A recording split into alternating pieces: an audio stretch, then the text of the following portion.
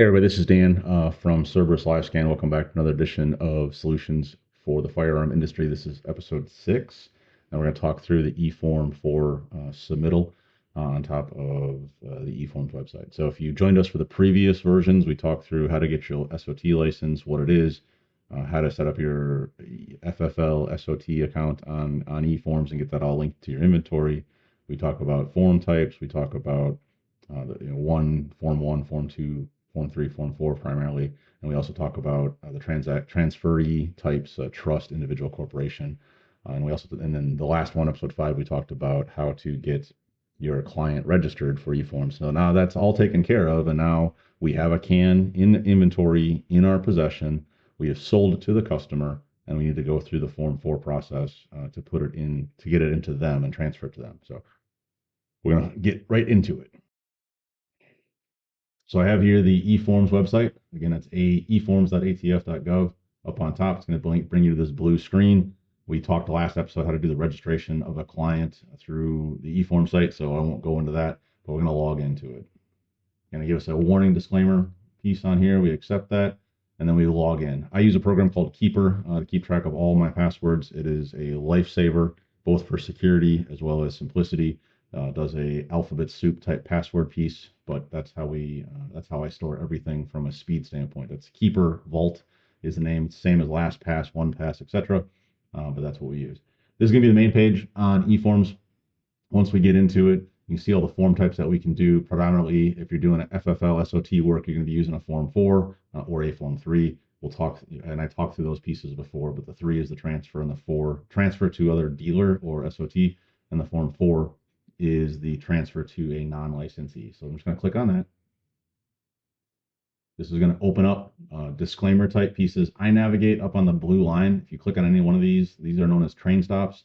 I navigate up here on these from a speed standpoint, but you'd read through these for the first time. I'm going to go to the transfer, or once you have your account set up and linked in the profile tab, and I talk about that in episode 2, you can select your license. Alternate address is going to be 99% of the time blank unless you're doing some complex warehousing or alternate location pieces. So you can usually skip that, and I can go right to transfer E. Here we have to make some choices. We talk about in one of the previous episodes the type of transferees you can have. Right now, the bulk of what you're going to do is probably an individual because the speed is coming back very quickly. As of June 20th is when I'm recording this. The transferee individual returns can be as fast as 2-3 days. That's about 70% of your applicants will get those back if they are an instant NICS check type person, i.e., they buy a rifle from you or a long gun, and you can put a NICS check in and it comes back momentarily. They are an instant return. They will most likely, no promises, they are most likely going to get their Form 4 back in a couple days. There is no Brady bill associated with an NFA item. The FBI does not have to respond in a time frame back to the ATF or back to the FFL that submits the NICS check for an NFA item. For type 1 firearms, they have 5 days to respond and adjudicate that NICS check. For an NFA item, there is no timeline, so it can stay open. And the ATF will not proceed or process that stamp, that Form 4, until they have a definitive action from the ATF, a proceed or a deny. So there is no timeline to this. It's when the FBI gets to it and when the FBI answers the question of what's going on. So I'm going to do a trust. It's the most complex one, and I'll walk you through it. So we would put in NFA trust name. Oh, I can't type today.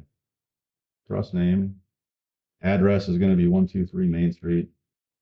Zip code 531. I think this is what I want. 16. Select the city. No.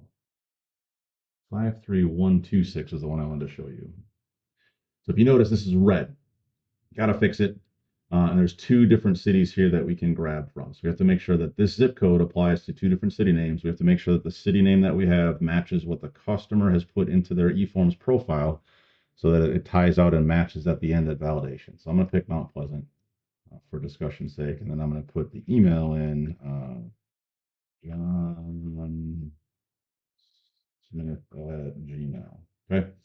And again, this email, everything on here has to match out to their profile when we get there.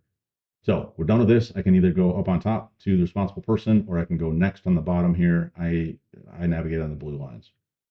For a trust, this responsible person piece will start off blank. For an individual, it will pre-populate through from what you put in the transferee train stop.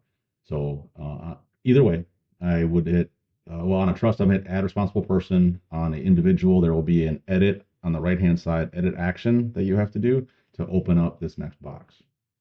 So this is going to open up the responsible person piece, and I'm just going to work down the form. Cadency is going to be, I'm going to leave it blank. Title is going to be what the title is of that trustee or settler. Typically, it's trustee is acceptable. And then I'm going to do John Smith. Pick a middle name, full middle name. Smith email is going to be John Smith. I was doing at gmail.com. Okay. Now I have to browse and upload some documents. The 5320.23 is the responsible person questionnaire.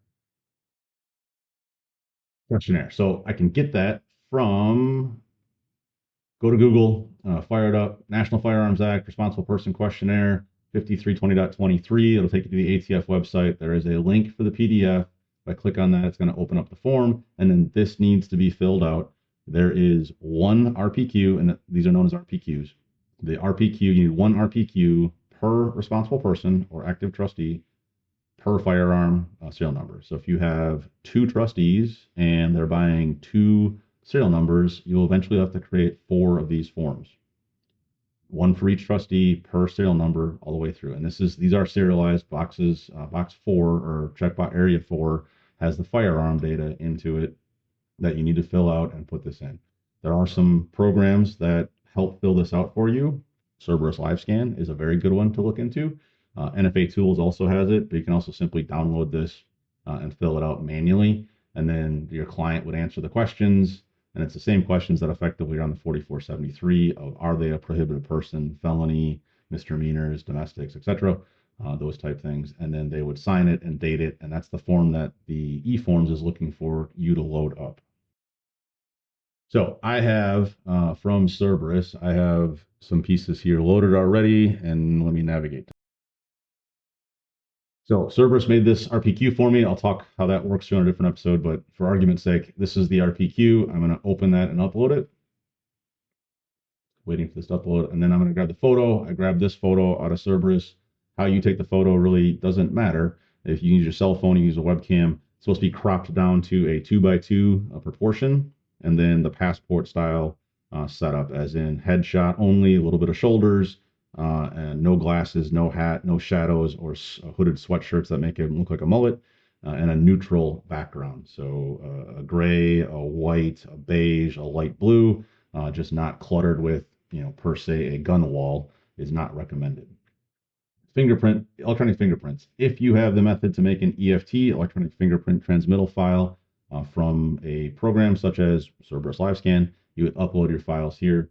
If you do not have a method to make EFTs, or the customer does not have an EFT, you simply leave this blank, and then you'd have to mail in the hard cards at the backside of the application. eForms will send you a submission confirmation email to the FFL, and then attached to that email is a cover letter that you'd print that out. It's got a barcode and transaction numbers on it, and then you would submit the hard cards that way for you.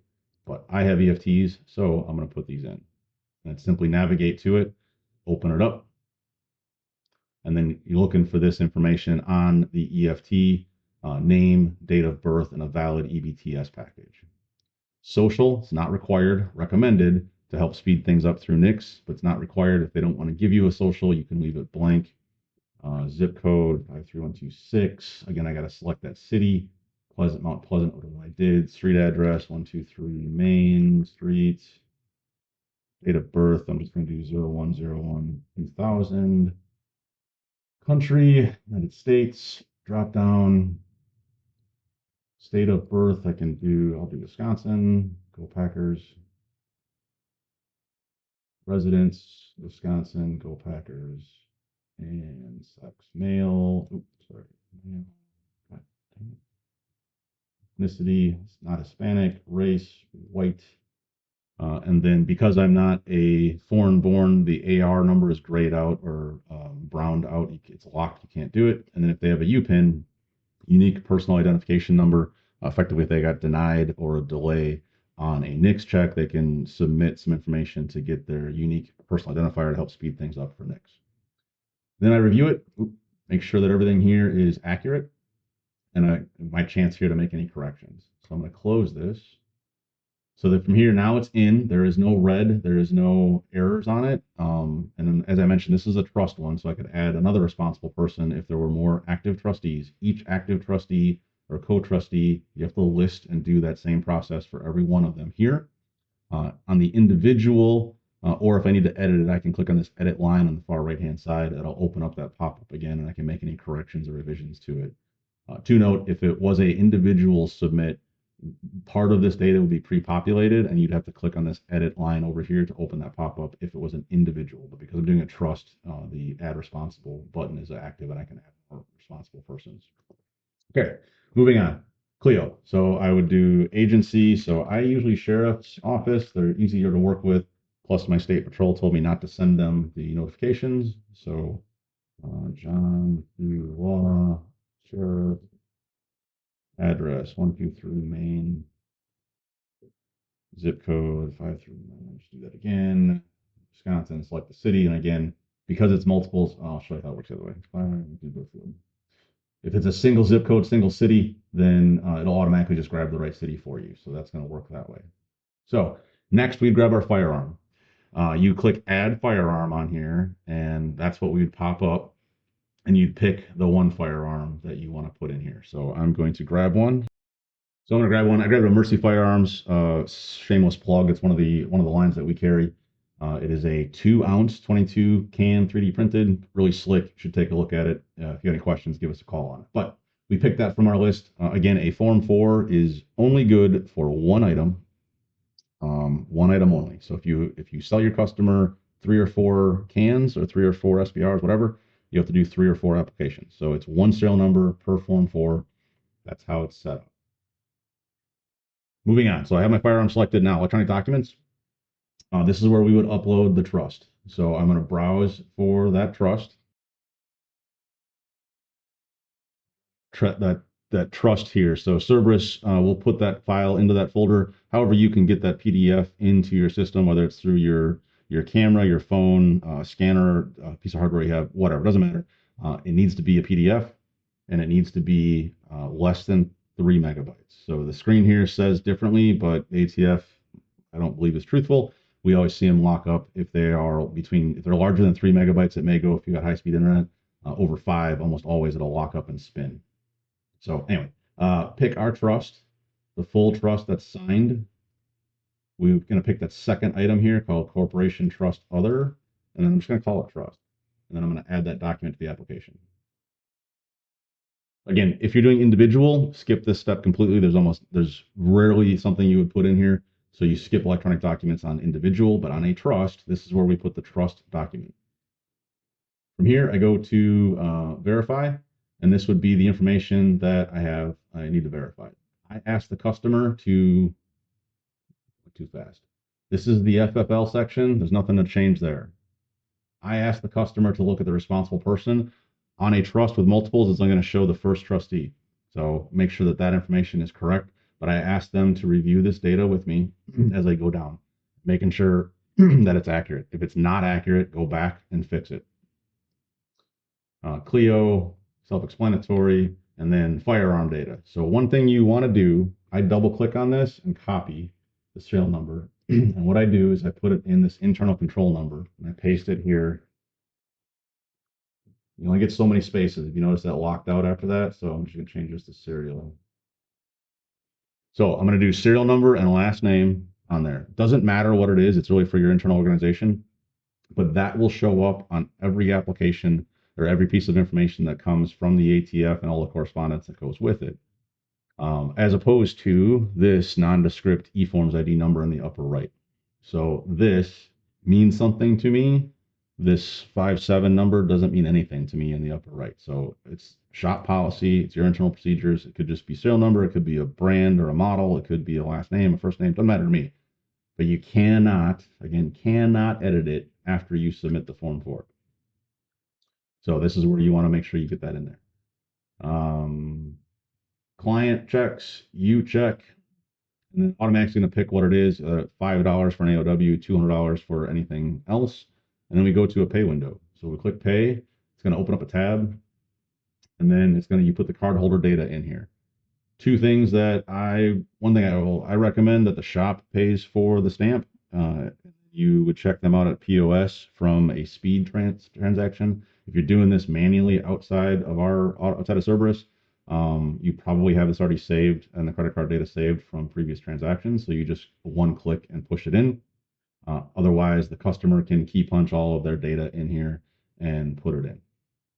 So I recommend it for a couple reasons. One is speed, and then it'll speed up the overall transaction piece of this. And then the other side of it, if there is an error or a withdrawal or denial, the refund will come back to your card as opposed to having the customer come back and repay and wait for that refund. So just from a customer service standpoint, I strongly recommend that the shop pays for it and then you charge them at POS and when you check them out of the process. So the customer's going to fill, or you're going to make payment on this piece, whether shop pays for it or customer pays for it. And then it's going to take you back to the main site.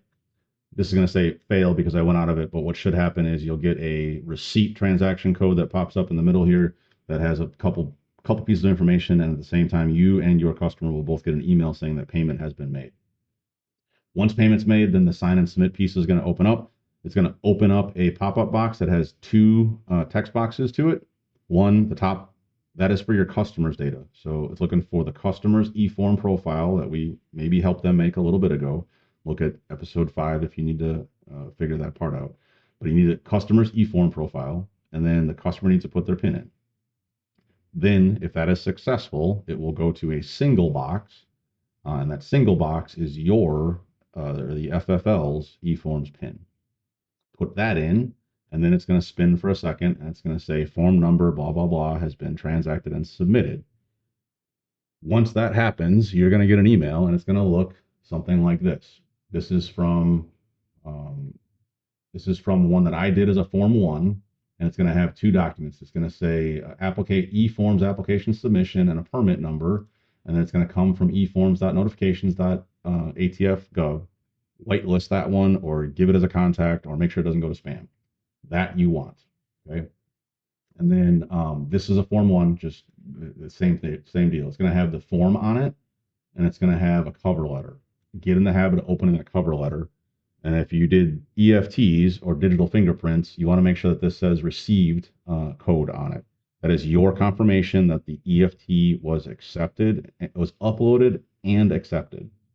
If it is blank, this receive code is not here, then you need to print this form out or this cover letter out and submit 2 hard cards with the application. And that's this whole part about 10 days, et cetera, et cetera. So you want to make sure you double check all of these once you submit them.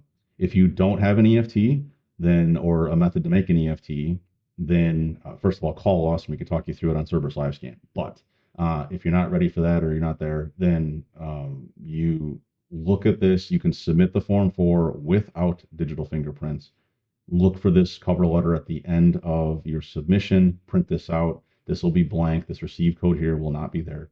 And then that's what you have to mail into the ATF with 2 hard cards to get married up and merged with the application. All right, so that was the manual process. Whether you're copying and pasting it in from something that you have, whether you're typing it in off the client's driver's license, that's the manual process and how to work through eForms. With talking, it took about 15 minutes. You can probably get it down less than that. But I'm going to show you how to do it, how we do it now with Cerberus.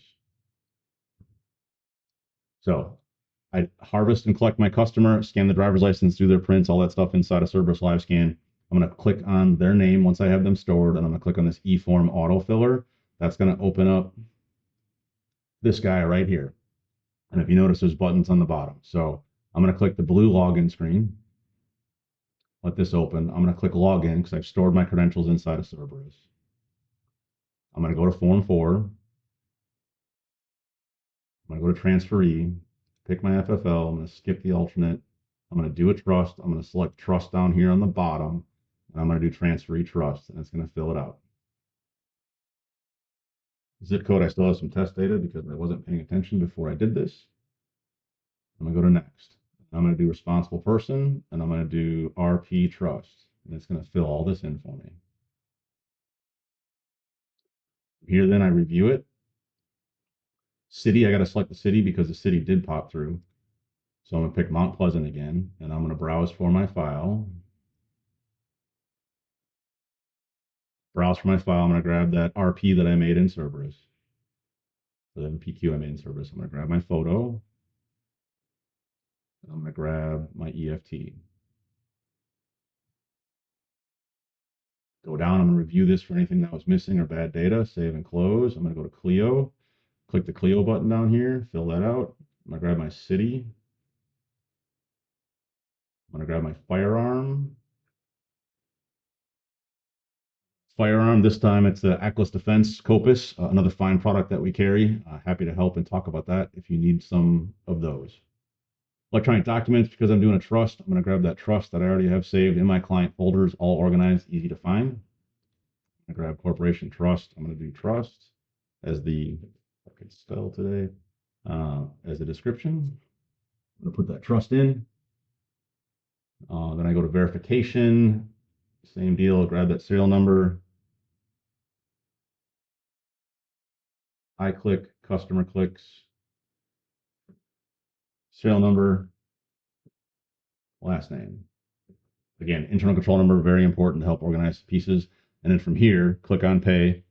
I have shop data stored in the card. I can click on this button and it's going to blow in all the data for me and then submit, verify, pay.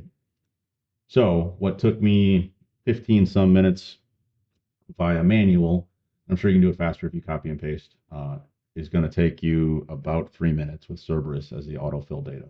And also, as I showed or demonstrated, you can edit the data as you go, so it doesn't lock up and freeze, and you don't have to call customer service like some other company. So, with that, that is how you submit a Form 4, whether it is manually directly through eForms or it's with our tool, Cerberus LiveScan. Either way works. But that's how we go through the process of the completed Form 4.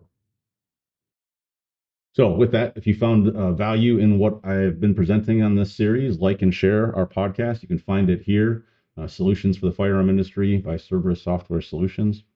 Trying to do weekly podcast of all the things that are going on in the industry. This first part has been very heavy on SOT type pieces, but if you like it, you can share it. We also have it up on YouTube, both the audio and I've just put the videos up as well, what's going on.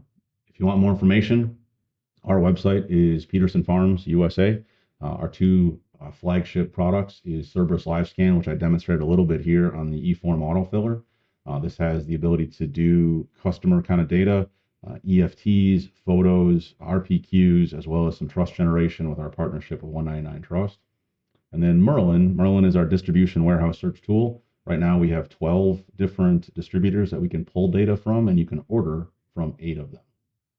So, and this is the list, if you're on the video, this is the list that and the status of each one of the distributors that we're working with. And we have some other ones that are in dev as well. So with that, thank you for your time. Appreciate that you joined us. Hope you find value in what we're doing. Send us a comment or questions or something you want to see on future podcasts. Happy to take a look at that. Otherwise, thank you very much for joining us and look forward to talking to you soon. Thank you.